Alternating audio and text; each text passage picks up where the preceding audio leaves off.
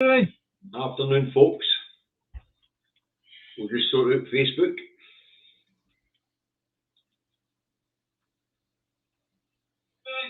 Afternoon, folks.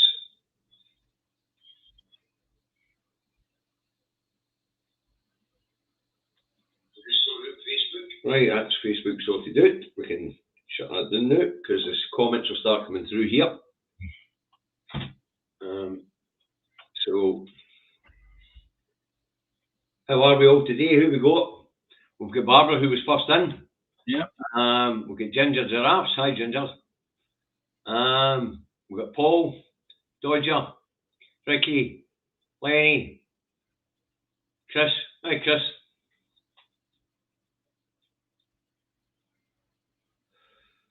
Hey, John. Mary. We'll get the first of the Facebook in. That's John in.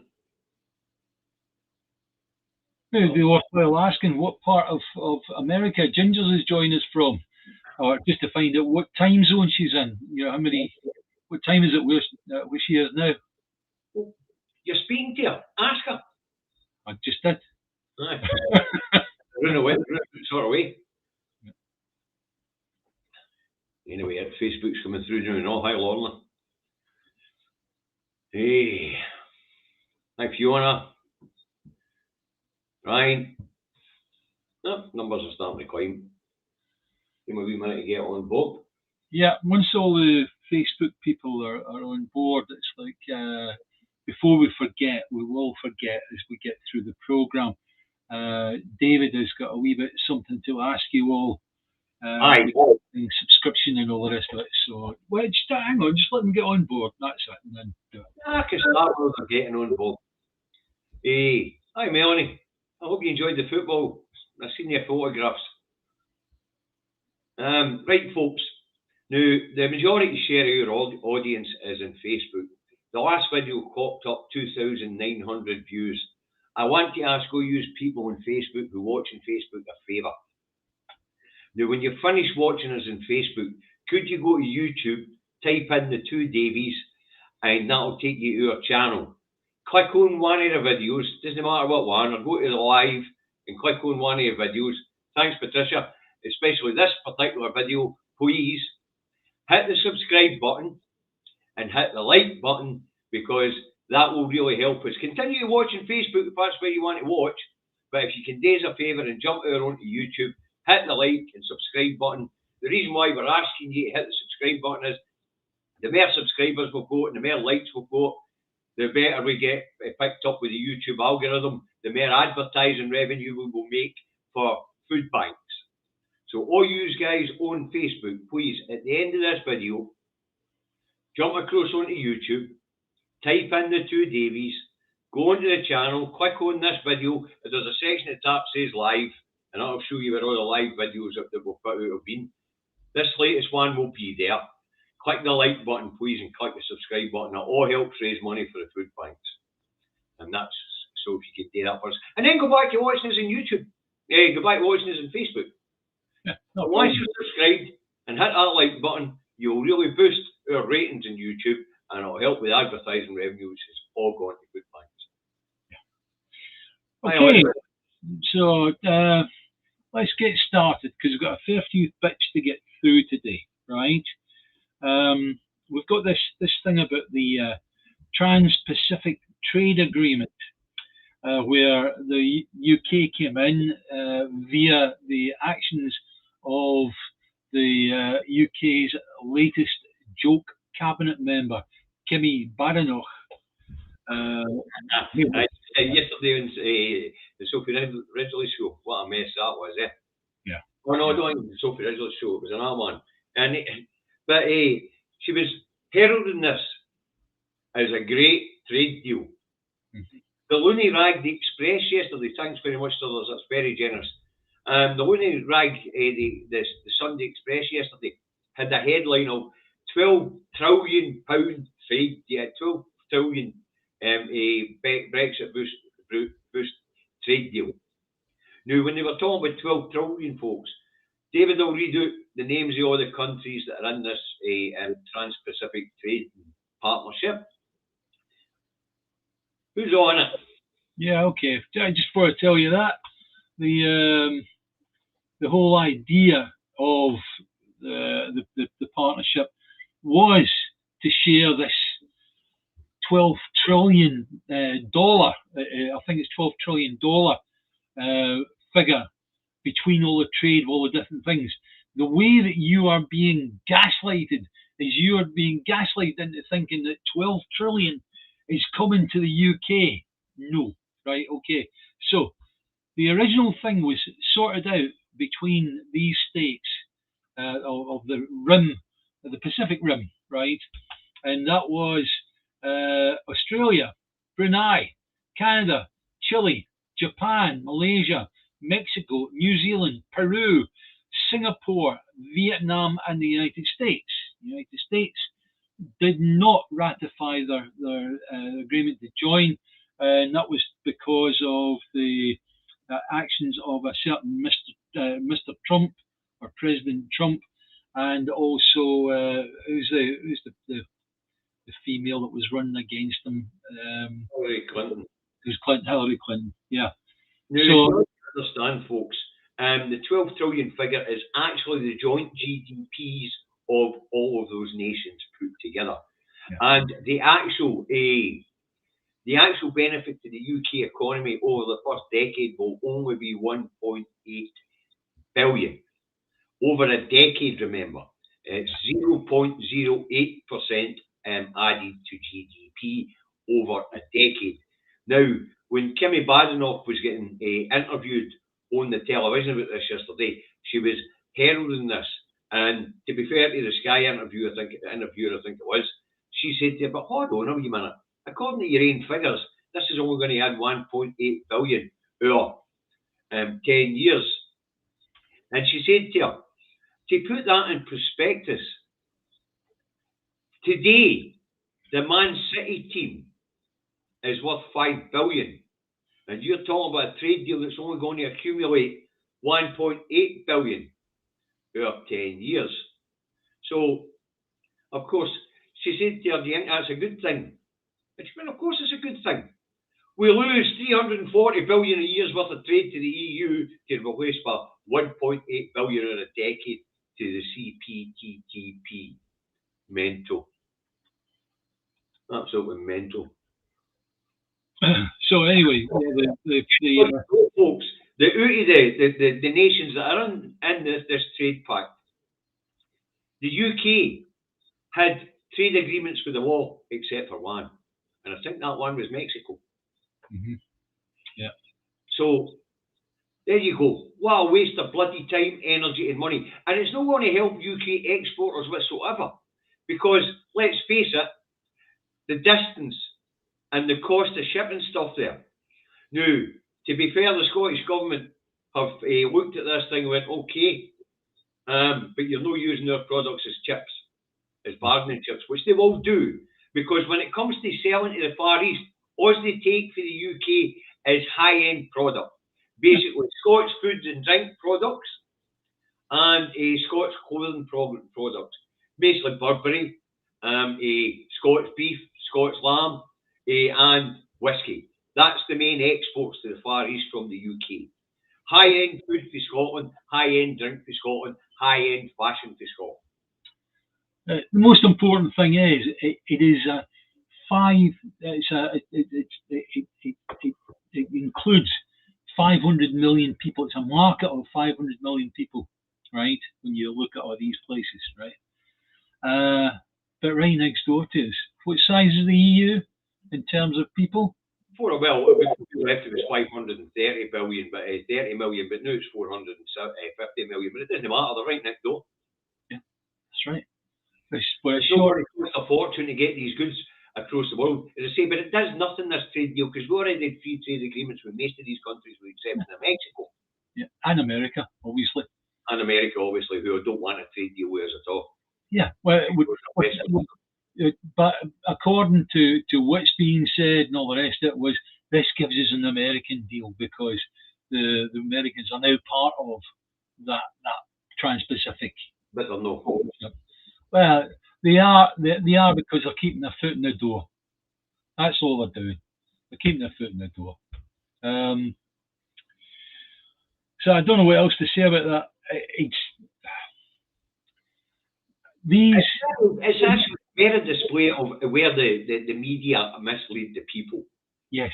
To be fair, most of the heavyweights have been honest about this, but we're talking about the red tops, especially in England, where people are being gaslighted into believing this is a $12 trillion trade. Oh, what do we do? You know, it's like, well, we spent Christmas in Australia, you know, so. That's it. Isn't it a $12 trillion trade deal? And as I say, probably they're going to undermine the Scottish economy with it, because really all these people buy are high-end food and drinks from Scotland and high-end fashion and the luxury items. So it's not going to help the guy with a fabrication plant along the road. Yeah. You know, if it's not a big multinational that operates within that region, it's going to be of absolutely no consequence whatsoever. So basically, just some of the rich will get richer because they're the ones producing the luxury food and drink, and the rest there will get nothing out of it. Thanks very much, Sandy. We really appreciate that. Thanks, Sandy. So, look, just talking amongst ourselves here, right? When Scotland becomes an independent country, we technically are already out of such a partnership. Yes? Mm-hmm. It then only applies to UK, or does it even apply to them? You know, going off and saying if they're using Scotland to actually provide the chattels into such an agreement, right? If Scotland's no longer part of that, then is it an effective agreement anyway? It isn't an effective agreement anyway. But what it does do, it shows us the hypocrisy of the Tory government. Oh, yeah. No arguments there, David. Absolutely not. We'll get on to the tribunal stuff in a minute. Yeah. But this is sheer hypocrisy. With the referendum to enter the EU, a referendum to exit the EU, they're shouting about citizen sovereignty. They've just entered into a new trade pact where they've got to follow the rules, and where we didn't get a say in whether we wanted to join it or no. Yeah. So let's move on to the tribunal system. What's it called again? what? ICS. ICS. Yeah. It is just that. It is just a tribunal. It's not an international court per se. It's just a tribunal. And the fact that it's not a court means that I don't think it has any teeth, really. Because always the problem with these transatlantic trade pacts and trans-Pacific trade pacts has been that it gives the corporations the chance to sue a country for them not winning a particular thing. So let's say that we became part of a transatlantic pact, and there was an American company that wanted to sue us for not allowing them to win a section of the NHS, a unit of the NHS. Then would that thing that is not a court, not a proper international court, would it have any teeth to allow them to win money from us? We know that these things have happened. We know about the Danish nuclear company which sued the Germans when they shut down their. But looking at that one, that particular one, we had a situation where the Danes were running a few of the nuclear power stations for Germany, and you would think to yourself, well, if Germany just suddenly pulled out, and that left the Danes thinking, well, what the hell are we going to do here? Surely then they would have a chance to actually take the Germans to court over that. Fair dues, right? But the idea of the trade partnership where they're given the right to sue a country for not allowing them to buy part of that country's crown jewels, such as, say, the NHS. But you know what I mean? There are examples where these tribunals, which aren't the courts, just tribunals, and they're rated heavily in the side of the corporations, demand that payments made to these corporations for failure or because of government policy. Yeah. So if we decide that the NHS isn't being opened up to the market, then they can sue us for not opening it up to the market. Now we'll keep, certainly I will, I'll keep an eye on this, and I'll be watching for the first time that a company tries to sue the UK for a particular thing that they were not allowed to win. I think it's crazy. It really is. Anyway, so that's the Trans-Pacific trade deal. And I think Kemi Badenoch is the latest joke cabinet member for the Tories. Don't like the lass, don't like the cut of her jib. It's another right-wing nut job, to be honest with you. Correct. Like the next nutter we're about to talk about, a certain Anna Sarwar and drug legislation. Yes, go on then. You take the weight of this one. No, I'm going to let you go on with it. Fuck it. No. Anyway, Sarwar, all right, and I'll do it. All right, Sarwar's weighed into the drugs legislation thing, says it's just another constitutional wrangle. Of course it's a constitutional wrangle, you brainless halfwit. It's reserved. We want it devolved so we can treat drugs as a health issue, as opposed to a criminal issue. Why did this guy get airtime? He's absolutely mental. Of course it's constitutional. Spanner. This is why I wanted him to do it. Just might watch my blood pressure go up. We should have a wee blood pressure meter at the side of the screen, watching your blood pressure going up and up and up and up. But I mean, imagine getting away with such a statement that it's reserved. Because it's reserved, that makes it a constitutional thing. It's not the SNP making it constitutional. It's the fact that his Labour Party in 1998 decided what powers our Parliament could and couldn't have. Yeah. And through the 1998 Scotland Act. But to hear this spanner saying it's just the usual SNP constitutional wrangle, it's nothing to do with the SNP.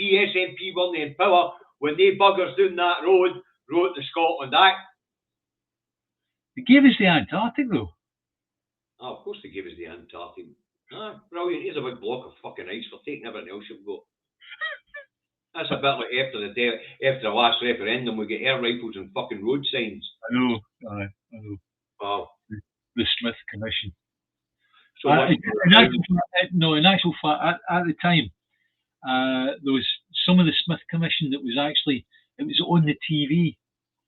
It was being debated around around a big table at the Scottish Parliament.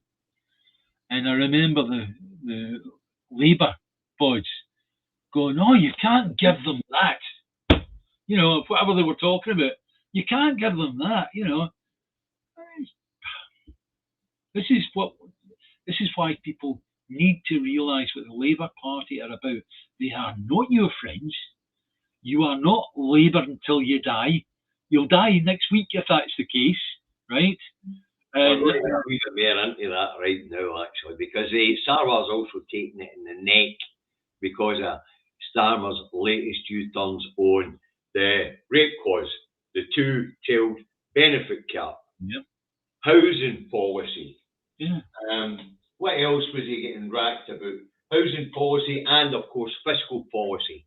Now, he appeared on the Sophie Ridgely show yesterday, and he was fired a series of questions at him. No doing that, no doing this, no doing that, no discussing policy, and I'm not making up policy in the hoop in your studio.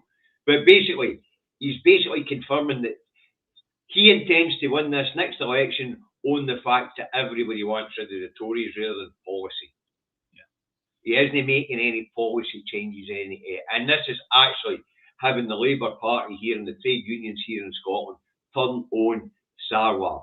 But interestingly, as you know, David, Starmer was at the Unite conference the other day there, and the members were protesting it. And Sharon Graham, who's the Unite leader at this point in time, asked the members just to listen to what he had to say. Starmer then went on to give a pro-bosses, pro-industry speech. And at the end of it, Starmer was taking questions from the floor, and he was asked about renationalising energy.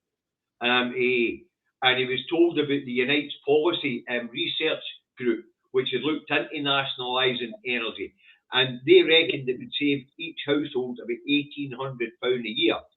And Starmer was told this, and Starmer said, "Nah, you rang," dismissed it out of hand altogether, and said it would be the other way round.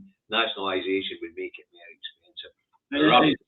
And it is for that reason and many, many more that maybe not. I'm not going to drag David into this, but I honestly believe that there is a great chance that the Tories could end up being in charge yet again after the election, the general election. That's why it's all the more important to vote SNP. But when you look at it, David, right, now we know that later this week there's by-elections starting down that road, right? The Tories are going to get spanked by the Lib Dems and Labour. There's no doubt about that. Yeah. But the Tories will just hang out while Starmer makes one clumsy mistake after another, U-turns in one promise after another, and then at the election they'll turn up and say to the electorate, "What's the point of voting for them? It's just us." At that point, Tory voters will go, "No, you're right, what's the point in voting Labour? It's the same bloody thing." Yeah. We'd as well just holding on to the Muppets will go. Yeah. You know? Because let's face it, when it comes to approval ratings, Starmer's is not much better than Sunak's. They're not very highly rated at all by the public. Yeah. No. Yeah. Okay. The one nice thing about it all is that we all hoped that Tony Blair would get in when he got in, right? And then he did nothing. At least with Starmer, you know what you're getting. Labour for no hope. Labour for no hope. You know, as we spoke about last time, when we were a bloody idiot shadow health minister. Yeah. Wow. You know, Wes Streeton last week telling us, "Oh, we're not going to promise nothing because we don't know whether we're going to be able to fulfil them or not. So we'll just need to just run along as it is." And Starmer confirming, and this is odious. And if you're thinking about voting Labour, here in Scotland, I know in England they don't have any other choice, so we'll be fair to the people in England. But here in Scotland, if you're thinking about voting Labour, think this. This man is going to make women show up at benefit offices if they'll get more than 2 kids and try and claim the third one was conceived by rape. This man is going to only pay benefits for 2 children per household. Basically, we've got a population that's failing, and this particular policy is not allowing families to grow any more than 2 children, which will continue to see a failing population. Yeah. These people are actually in the business of genocide. And as time goes on, David, as time goes on, we're going to find that the TV companies, news companies, and also the newspapers are going to find more and more questions to ask Keir Starmer, right? And if Keir Starmer is asked a particular question, what about we used to have tolls on all the bridges in Scotland? Hold on, David, let me address this one. The bus driver's back on one of his alias. Why don't David, wait a minute, this is an important one because this is how poorly informed this idiot is, right? Why won't the SNP do away with the 2-child cap and rape clause?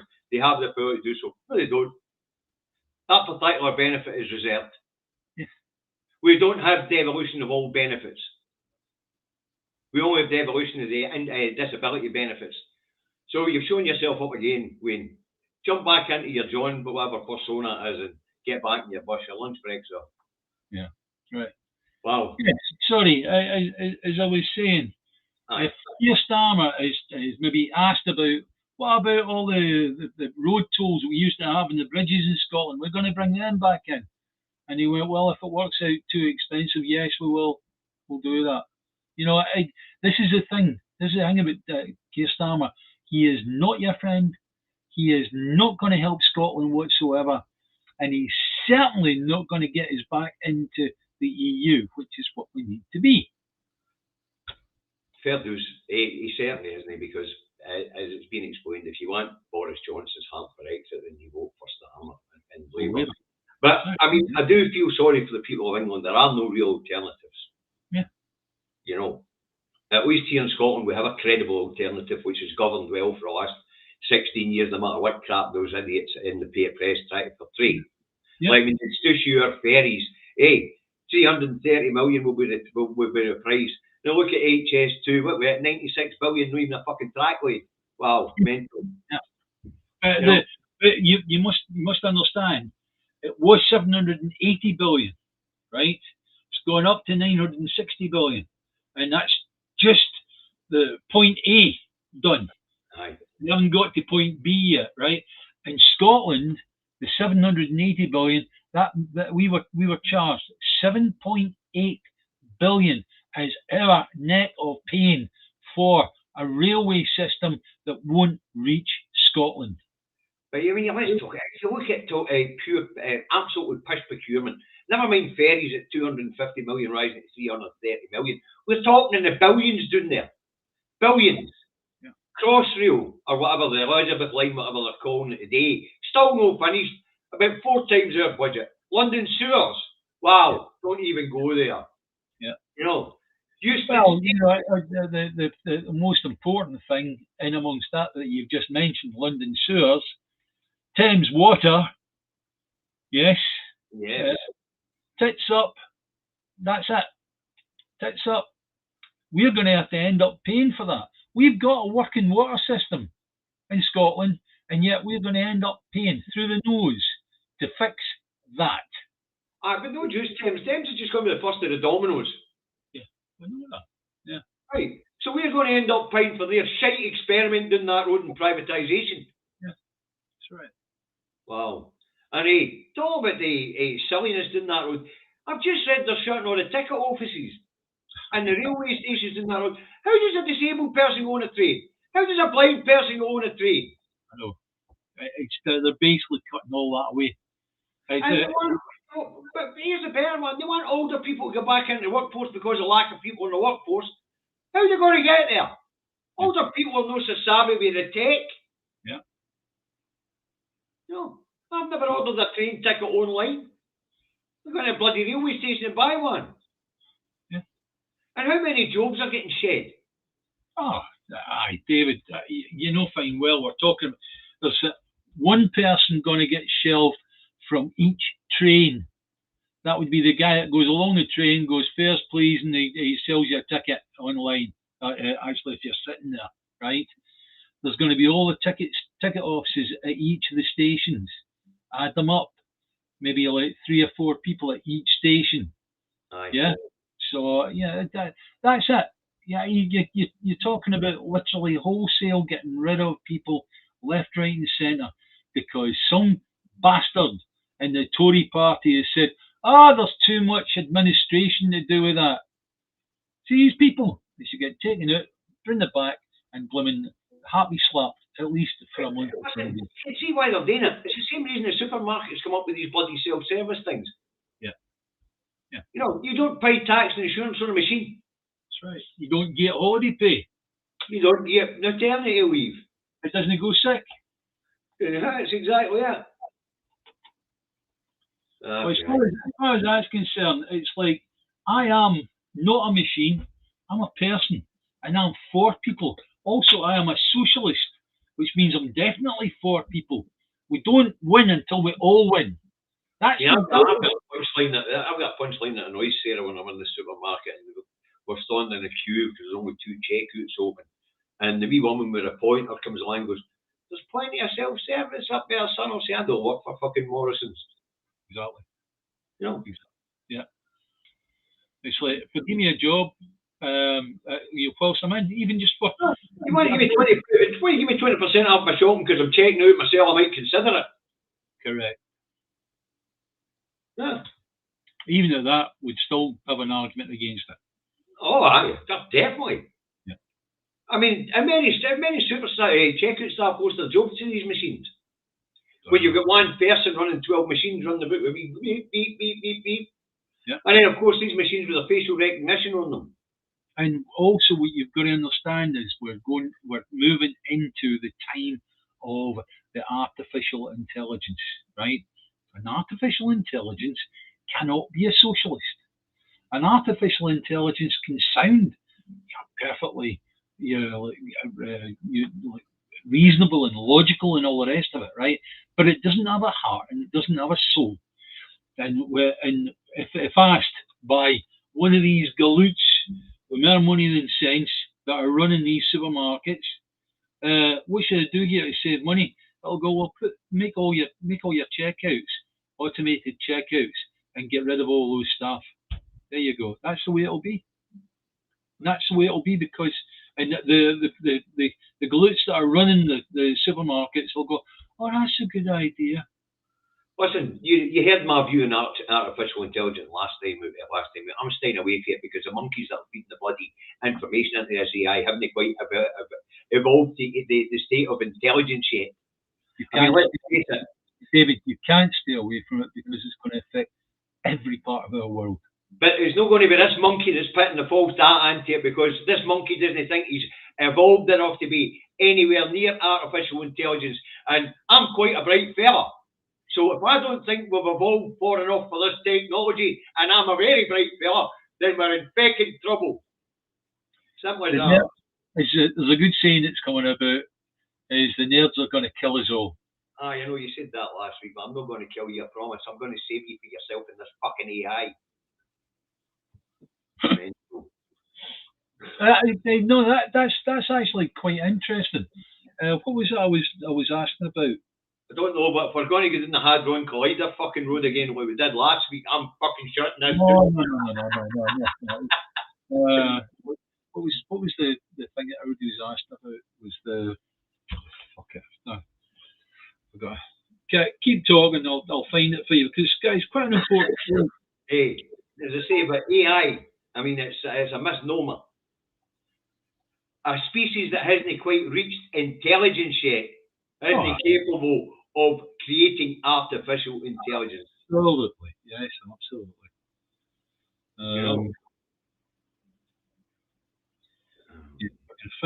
Hospitals opened, by the way, 6 years late and 380 million over budget.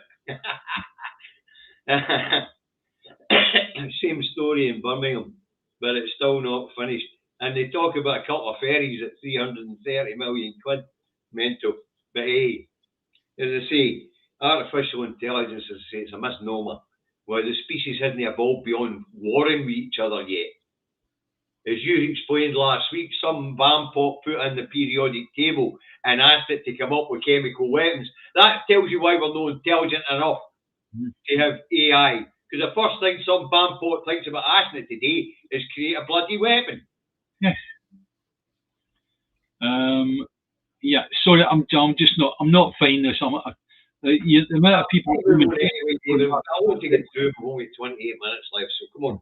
Okay. Right, another wee stushy up here between the medical profession and the Scottish Government. This one's on policy over masks. Yes. The Scottish Government has said, you know, the pandemic's been declared over by the WHO. Masks, it's no policy anymore. But here's the thing, folks. Each health board could decide their own policy on this one. Nobody's telling them they can't. For example, here in North Lanarkshire, my surgery insists that we still all wear masks when we go to the surgery. And if a health board wants to put a keep masks on policy, and if a care home wants to put masks on policy, that would be up to the establishments now. The guidance is gone, but that doesn't mean you can't put your own guidance in place. So the so-called stushy that's going on about this, the drafting of the mask policy, individual health boards could make that decision based on how many cases are in their area. And it's not hard to find out how many cases are in your area. The data is still being published daily.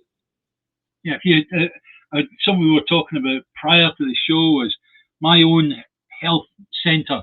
When you walk into it, the atrium is massive. It's really, really big. And the policy on masks is you don't need to wear one now. Whereas David's one is a smaller health centre, and they've still got the policy where you wear a mask if you go in. Yep. So. And that's fair enough. My surgery's decided that's the right thing to do. Based on the size of the surgery and the size of the population it covers 10,000 people. You know, your surgery in Clydebank, David, probably covers 5-6 times that amount of people. That's why it's bloody big. you know, if you take the population of Clydebank on its own, it's about 46,000 people. You know, and the health centre at one time was a girdle of porta cabins put together, whereas now it's a great big enormous building, massive. You know, it seems too big when you look at it. You know, and you walk into it, and there's not a problem. You're nowhere near walking near somebody. This is just another one of these mad contrived stories that means nothing. Yeah. You know, you can tell it's the silly season. I see Daily Blasé's on, folks. Audience, Daily Blasé does some cracking stuff on the big committees and on what goes on in the House of Commons. So if you're if you're watching on YouTube and you follow a lot of YouTube things, Daily Blasé, Darren's got a cracking wee programme there. Exactly. He's not only got a cracking program, he's got a cracking sense of humour as well, the guy. I can assure you that. We were having a laugh on Friday night, so I can assure you he's got a cracking sense of humour. And he does some sterling work on the committees down that road and on the debates in the House of Chamber. And I say he's got a cracking sense of humour. So, folks, if you're a wee bit of political nerd, like well, I suppose most of you're on this channel, have a wee look at Daily Blasé. Who you calling a nerd? Who are you calling a bloody nerd? Oh, you're not a political nerd, you're a bloody anorak. Right, anyway, the MASH story is just a lot of crap because individual health boards can put policy in place depending on how much prevalence is in their area. Right, so this is another one of these false flag stories in the press. Right, let's move on. McCaskill. Yeah. We made that spanner in the National. He's going to ask the Crown Office what took them so long to issue a search warrant for the SNP's finance. I can tell McCaskill what took them so long. The same reason why nobody's been charged and they can't be charged, because they haven't established a crime has been committed yet. Because according to the PEFFER rules, which are Electoral Commission rules on how political parties use their money, the SNP hasn't broken any bloody rules. And the money's not missing. It was used. And it still shows up in accounts where it was used. So there seems to be some sort of crap going on here around the word ring fence. Well, if you want to go look up the PEFFER rules yourselves, folks, you know how to use a search engine, you will see there's no such comments mentioning ring fence funds within those rules. All right. I think the other thing that the Alpha Party is going on, without me getting into it, and you know what I mean by that, right? It's like I have to ask, what are the Alba Party up to? And that's me being nice. I really don't know, because they're always talking about olive branches and things like that. Next thing you know, there's jackboots getting booted all over the place. But I mean, but to be fair, we're going to mention the next big announcement the Alpha Party have made, and that is they're going to hold a convention in independence and ask the unions to join the table, to get round the table, which they probably won't, but it's admirable of them wanting to try. So I'm not going to say anything about that. But here's the thing. Even if they could get them round the table, which is highly unlikely, they're not going to... Hang on, can I stop you there? You are talking about Douglas Ross and his gang, and Anisawa and his gang. I get round the table with the Alpha Party. And the other one, I can't remember the name of them, what they call again? Lib Dems. Aye, that's a Lib Dems. Alex Cole, who? Aye, exactly. Anyway, he's even better. What good is that going to do them? I don't know, but we'll get to that in a wee second. So even if you get them in the room, then all that's going to happen is they're going to demand that there's no referendum, there's no independence. So all the Alpha Party is then going to be able to talk about is further devolution, which is funny because a certain Kerry McCaskill penned an article in the national newspaper about 4 or 5 months ago saying mere devolution is a stepping stone to independence, and that was a long road. And they're putting the boot into the SNP. It doesn't make any sense. But as I say, kudos to them for trying. You know, if they want to try and get the unions on the table, and you've got to remember, folks, we've made this clear, and I've made this clear down through the years for those that followed the Daily Indie Truck Davies broadcast. The majority of people aren't the unionists. The majority of people voted no on their wallets. So even if they could get what they call unionists on the table, you're only talking about a couple of 100,000 people. Yeah. And why would you want to be beholden to a couple of 100,000 people when we know the majority of people who voted no on the unionists, they just didn't think the economic prospectus that was put in front of them, especially around currency, was correct? But as I say, I mean, kudos for them to try. You know, but also, but as I've said to you, David, you know, I talk to my neighbours about politics and things like that. And I was talking to John on, this is what you make the Alpha Party saying that we should split the votes at the next Holyrood election, and we should have split the votes at the last one. The first question John asked me was, Alpha Party, who are they? It appears only to be us in the independence bubble that actually know who they are. When you ask about the public, they don't know who they are. And that's reflected in the polls. You know, it's only us within the independence bubble that have even heard of them. And that's because nobody else takes them serious. They don't give me a very serious. The only time it gets a mention in the mainstream media is when they're having a kick at the SNP. Or the SNP's having a kick at them. And that is because the mainstream media are looking for somebody to have a kick at the SNP. And they, oh, you'll do, right, fine. Put them in front of your camera. Okay, have your kick. And that's it. If that's what our brothers and sisters in the Alba Party are truly all about, then I'm sorry, but I don't want anything to do with them. David, and I ask anybody that is going to like hit me left, right, and centre with what the Alba Party are doing and what Alex Salmon's doing and all the rest of it is good, then for goodness sake, put my arse into touch, because I'm not interested. I'm really not. But I'm not here to take a boot at them. I'm just saying, if they want to try and get them round the table, then the only thing they're going to be talking about is further devolution or limited devolution. Yeah. Because they're not interested. But why would you pander to 250,000, maybe 300,000 people? Why would you pander to them? Yeah. When we all know the majority of people that voted no on the economic prospectus that was put in front of them by Mr. Salmon. Simple as that. The confusion of currency. Mr. Salmon wasn't clever enough to say this is what we're going to do. And then, of course, the bullshit about England being their biggest export or trading partner. I've already explained this before. The Czech Republic, Slovakia, when it was Czechoslovakia, they were each other's biggest trading partnerships. It's one of the arguments for no splitting. 30 years on, the EU is both of their biggest trading partners. Yeah. You know, half a book. England will no trade with us. England, right? Trade with us again. Most of their food phase now. They can't get into Europe. Well, they'll need oil and gas and things like that. They disrespect the people down that road. They have to realise what they're talking about.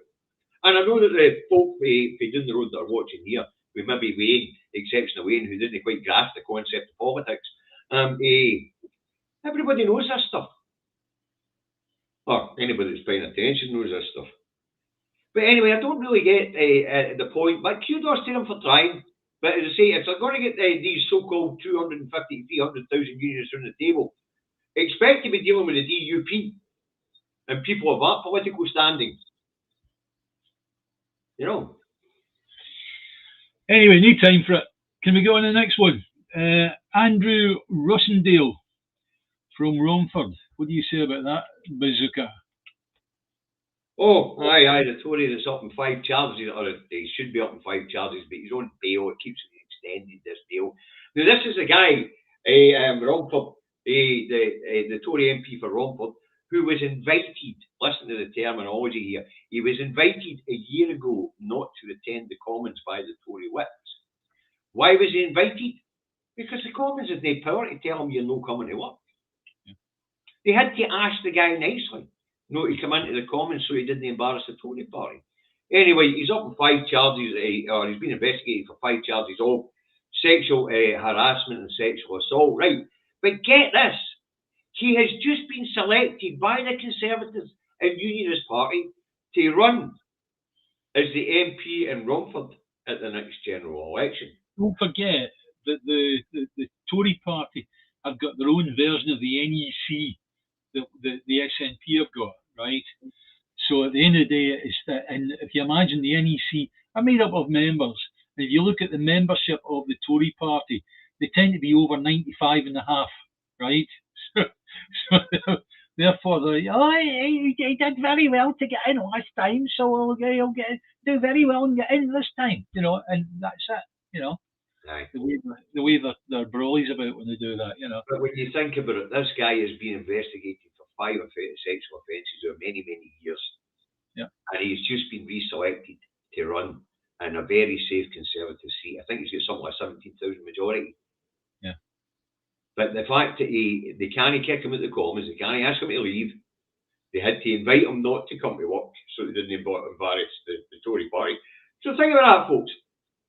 Here we've got a potential sexual predator who can't go into work but is claiming £86,000 a year off the public purse. Plus expenses because he's still got to run his surgeries, he's still got to run his surgery staff.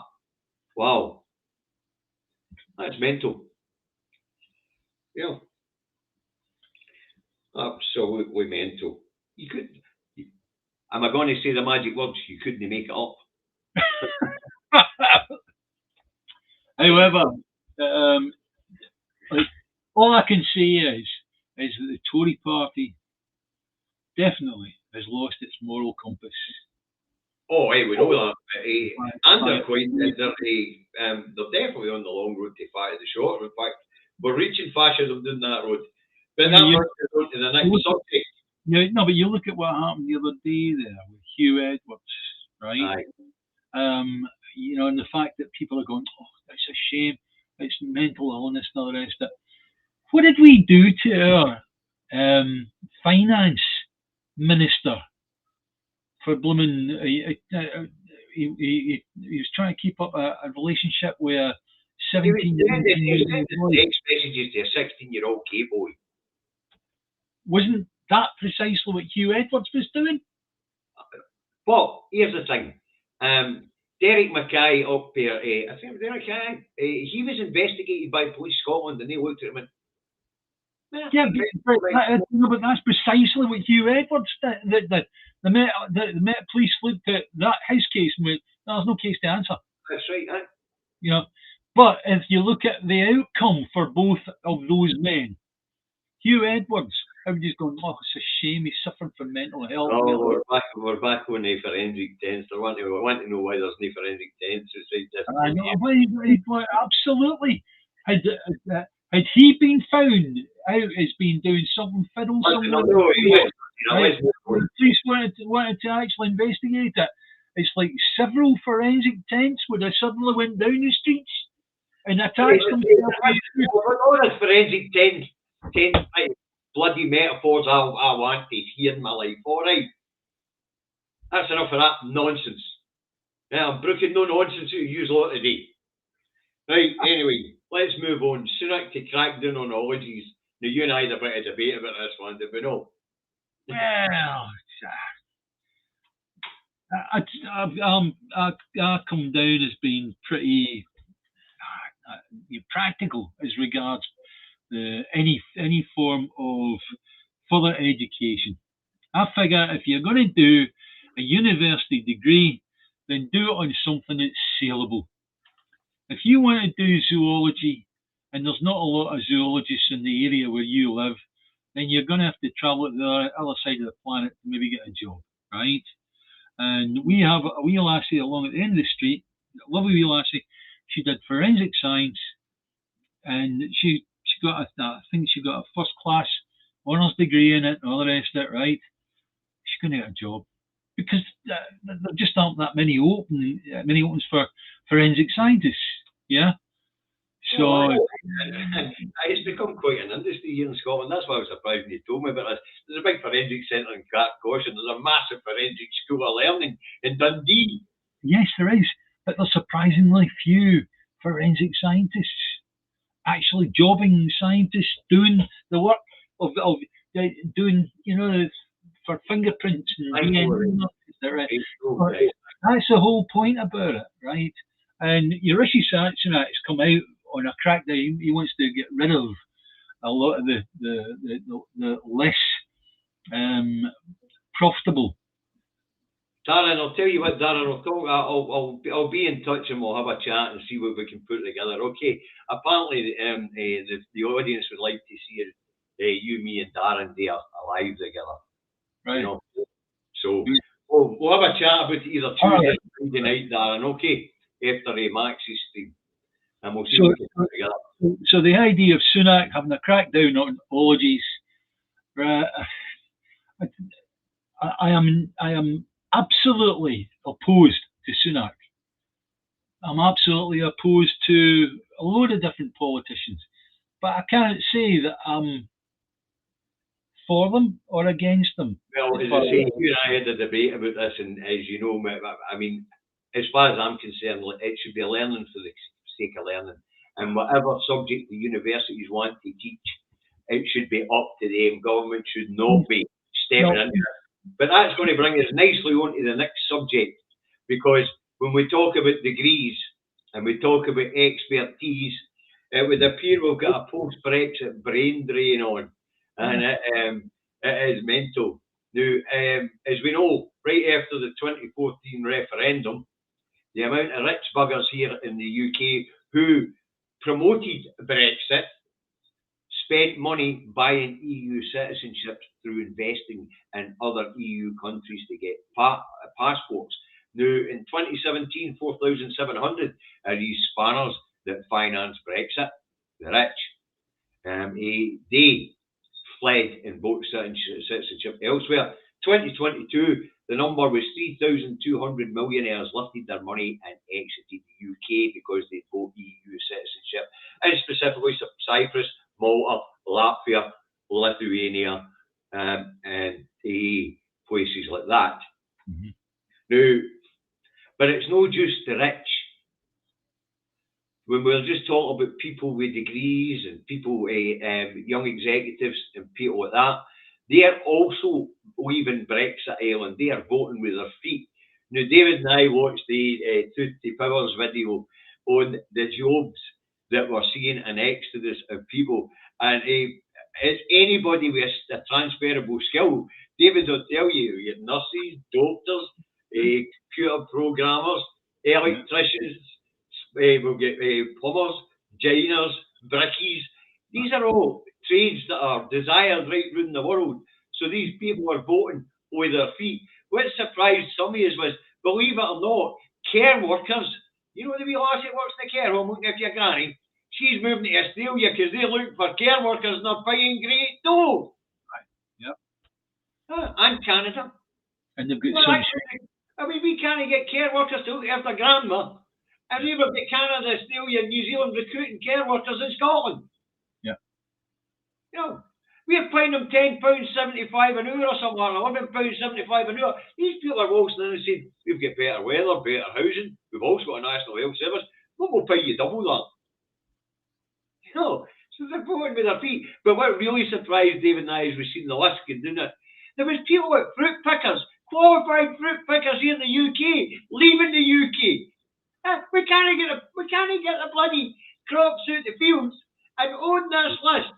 But David, how many professions were on this list? There must be 90, 100, eh? Yeah. Oh, it was ongoing. In fact, I thought the boy was going to run out of breath before he got to the end. Yeah.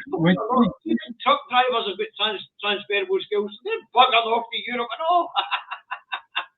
Effectively, what's going to happen is that it's going to be predominantly the one that's going to be brought in front of you as regards the TV news is going to be doctors, nurses, midwives, but anything to do with looking after the healthcare of people, right? And that's going to be the final blooming, if you like, axe in the wound. Is going to be where the Tories can go, look, our NHS is broken. We need to bring in an insurance healthcare model because we need to be able to afford these people. And that's what they're going to use. David, I need to put an end to Wayne disrupting the feed at the moment. Just get rid of him, David. You've got the power to just bloom and blat him off. Because to be honest, I've been looking at what he's saying. He's on the naughty step. All right, folks, ignore him. He's on the naughty step. He's not going to bother you for a wee while. All right, he's on the naughty step now. I know Doug are screaming for truck drivers in Canada. I've had a few emails about it. But I haven't lost nothing in Canada.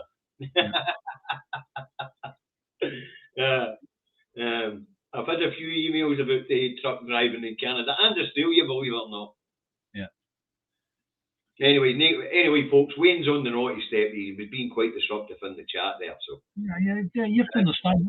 That's what I know. You say quite rightly that our own people that will come in and deal with them and all the rest of it. But a troll is just about blooming creating upset. And they'll use anything they can to create an upset.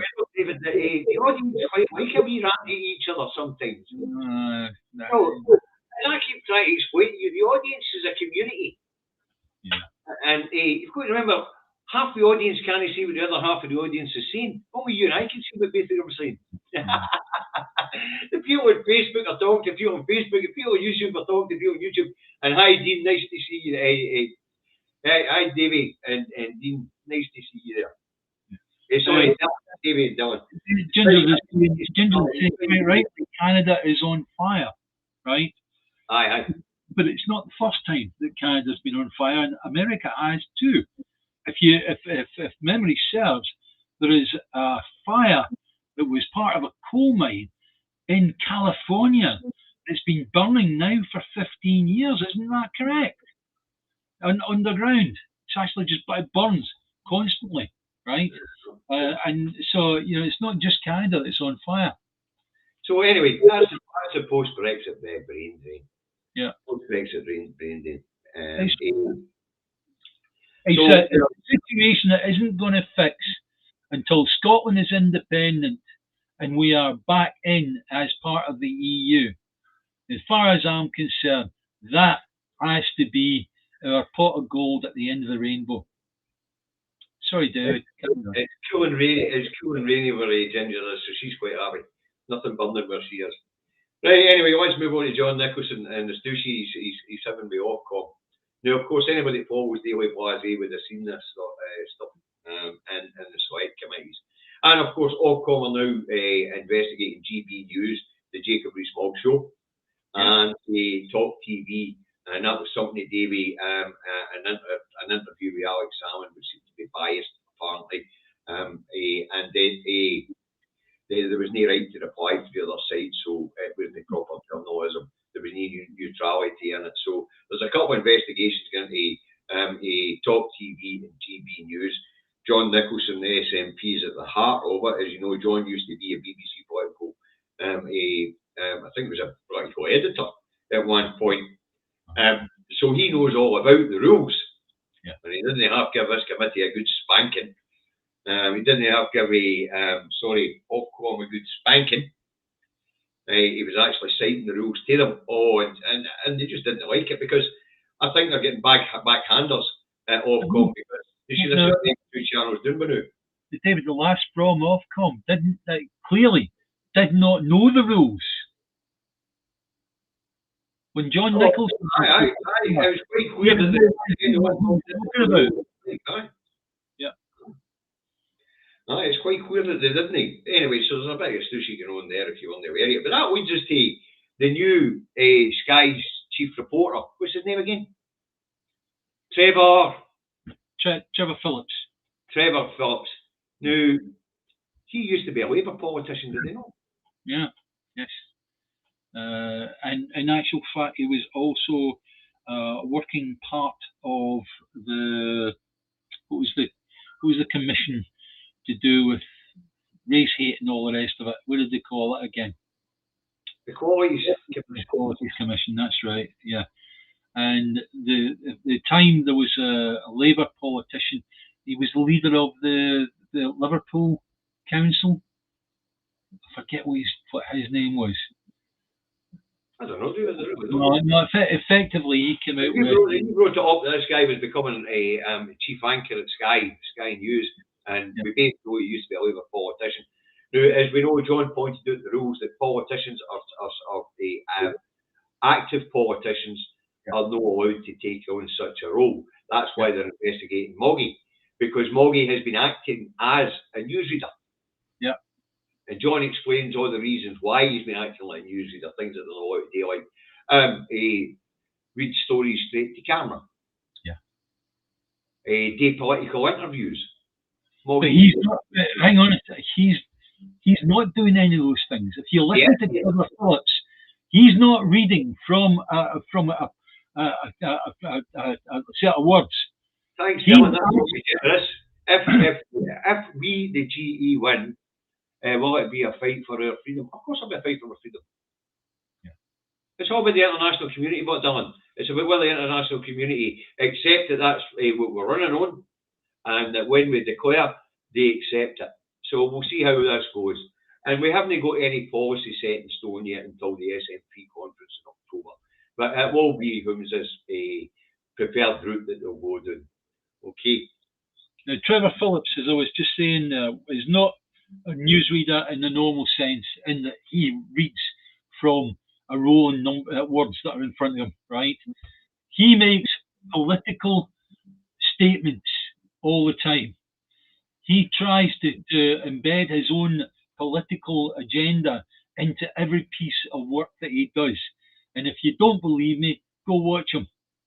Well, as I say, I don't watch television. I only see clips on bloody Twitter and YouTube. But the point about this Trevor Phillips was he's been out of politics more than 5 years, I believe now, David. So the rules no longer apply to him. That's the thing, though. There's a rule that says you've got to be out of politics for 5 years, and then you can take up a position as a news reader or whatever, right? I say the rule is wrong. Well, I say the rule needs changing. I'll tell you what to do then. Why don't you write into the why don't you write to John Nicholson in the committee and bring it up and see if it Right,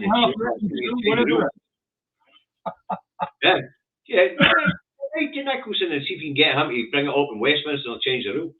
That's the way. You know, because that's the way to do these things. It's a bit like when we were talking about the council tax the last time. If you don't like the tax, don't attack the local council. They didn't put legislation in place. Find out where the legislation came from and attack that place. Yeah.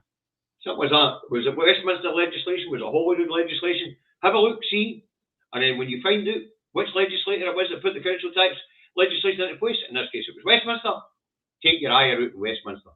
Yeah. Right. But that it really is just little men trying to create a narrative against the Scottish Parliament, the Scottish government. Yeah. We all know that the council tax legislation was put in place before the Scottish Parliament existed, so that's that one I busted flush, isn't it? Yeah. Right, let's move on to the last subject I want to cover for the day, and that is news that Boris Johnson, fanboy and longest serving minister in the government, I do believe, Ben Wallace, is to quit the cabinet at the next reshuffle, and they won't be standing for Westminster again. Now, before you get your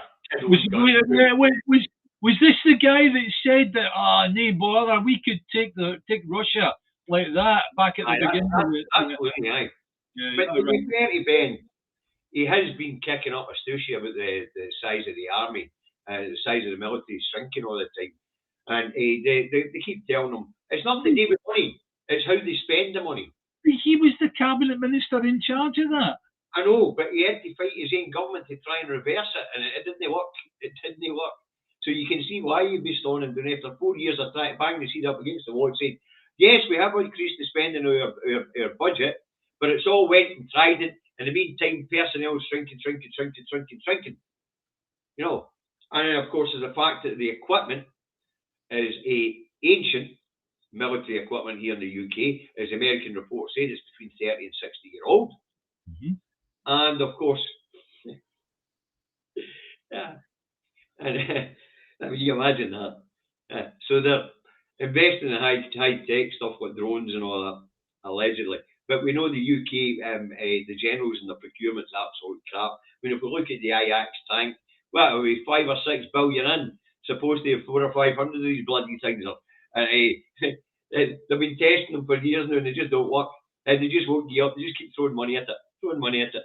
5 billion quid in, no a bloody tank to see for it. And we've got British battleships that will not operate in warmer waters. They just break down, and that's it. End of story. And they end up getting towed away, right? You're right. Donnie said he could end the war in a day. He probably could. He'd just go talk to his pal Putin and say, "We must off on Zelensky." Aye, Terry, I know it makes my heart bleed. So it does. When I served myself, there was 186,000 of us soldiers back during the Cold War. Mental. 76,000. That's 110,000 less than when I was in. You know, they say warfare's changing. They say warfare's changing, so is. David, when you're discussing about independence with people, invariably somebody will say, "Oh, they'll send the soldiers up the road to go and put us all in our places." No, I've explained this one a million times before. Do it again. No, do 1 million one. Do it now. Okay, then. It's dead simple. When I was serving, I served with people from right round these islands. And when I was serving, everyone was a brother in arms. Now, if that UK government had said to my unit, "We have a bit of trouble in Wales, away in there in Quellet," you know, and I didn't bother. But they went to Wales and had a party. Because we know that if we'd have went down somewhere with a gun to threaten somebody's granny, it'd be your mate's granny. So they want to send the soldiers up this road. Aye, on you go. Because we Auntie Jeannie from around the corner will come and get them here and put them in the house and say, "Put a fucking gun down your silly cunt, here's a cup of tea." You know, the social contract in these islands makes it impossible for them to put the military on Scotland or Wales. Maybe not so much Northern Ireland, but Scotland and Wales. Because if they send up Johnny from Manchester, we Auntie Maggie from Glasgow's going to get a grip of him and say, "Put that gun away, son, we'll get a cup of tea." And then she's going to say to him, "You get your pals and get your arse down that road." But more importantly, let's say Johnny comes up the road with Jock. And Jock's told to go to the East End of Glasgow where his family's from. Jock's going to throw down his arms and say, "I'm not fighting my family." And Johnny, being his brother in arms, is going to throw his gun down and say, "I'm not fighting Jock's family." Because you're brothers in arms. Yeah. And that means my brother's no fighting my brother. And who do you think these people are ultimately going to follow? Do you think they're going to follow the words of a Tory politician that's ordering them into such a situation? Technically, it's the Crown that's ordering them, you know. And the Army's supposed to, the balance of power here in the UK is the Army answers to the Crown. Right, no, here's a very good question that I'm going to ask you, Mr. McGuinness, right? I can imagine that people in the Army, they said an oath to Queen Elizabeth. Yes. Right? And yeah, so therefore that is transferable to Big Ears, right? Yes. But I think that Queen Elizabeth had an awful lot more respect from the armed forces than Big Ears will ever have. If there was one thing, I don't know about the Queen having respect, but we were all shit scared of your sister Margaret. The young officers were feared that we were going to get raped, and we were feared we were going to get a barrack room as totally bits. But I never said that. Margaret was a bit of a girl, wasn't she? Maggie scared the crap out of you. See, you heard that she was coming for a regimental inspection. Oh, Christ, the place was shining like a sixpence on the sweet bahookie. I can assure you. Anyway, but our time. Yes. So Ben Wallace is Orsky. And to be fair to Ben Wallace, he tried. He was just overruled the rest of his party. Yeah. You know. Yeah. And then, of course, the Yanks, the Germans, and the French putting the boot into him, not becoming the next NATO chief. That might have something to do with it. You know. That might have something to do with it. So there you go. Ben Wallace is off. And apparently, I'm on fire today because I'm broken none of your nonsense today, Mr. Milligan. There's no hadron colliders and doing the rabbit hole today with you, boy. You've got gadgets today either. You ladies convinced that we've all got to come into a woman alternate universe. Huh? Aye. And I'm going to agree. Looking at the notice that we're seeing for them in London, it's like we are in the alternate universe. Yeah, we're definitely heading for fascism very, very quick. Anyway, the boots are on. The boots are on. Yeah. Right, Anyway, come on. Yeah. Okay. Look, guys, we said to you at the start, if you look at us on Facebook, do come across to YouTube and like us and subscribe. Even if you're going to go back and go into Facebook again, because it does help us and also increases the amount of money that we get from Google reference advertising. Right. So please, if you can, do that. And if you've been on YouTube today, please like and subscribe if you haven't subscribed. Hold on, David. I'm going to address this one. Yeah. Hold on. Why is that not going up there, sir? Have a cracking deal and take care, everyone. Darren, I'll be in touch. David and I would love to do a wee chat with you. See Anna and I all sitting in a van. We could have a good crack, and let the people watch us having a good crack, Darren. So I'll be in touch. We'll get something organised. All right, my friend. And you have a nice day, Darren. What is it that boy says? Is it love to the family? Darren knows what I'm talking Anyway, about. thank you to everybody that has donated whilst we've been on air. And we will put back up the bank account number and the sort code for those of you that wish to do it directly into the bank account. We've got more money to pay to the food banks this week. And David's just finishing off getting the final one to me so that we can get it done. We're going to put a list together right for the border in the East Coast, all the way up the East Coast and down the middle. And you can go up the West Coast and down the middle, David, because there's going to be a lot of people needing help. Yeah. Every food bank that you go to, practically everyone need help because people just aren't filling a bag for the food banks these days. David, it was nice to see you and Dylan back, so hopefully you'll be back there regularly. Yeah. Right. Robert says hand pink waving, hand pink waving, hand pink waving. Okay. Fair enough. Right. Anyway, that leaves me to say bye bye, Davey. Oh no, you forgot the bit if you like us. Oh, cheers. We are the two Davies. If you don't like us, we are the CPTPCCPTTTTT fan club. Am I going to sue you? You people in the UK, if you don't allow us to just take over everything. There you go. Right, I just leave one thing left today. Bye, Davey. Bye, Davey. Bye, guys. Bye, folks.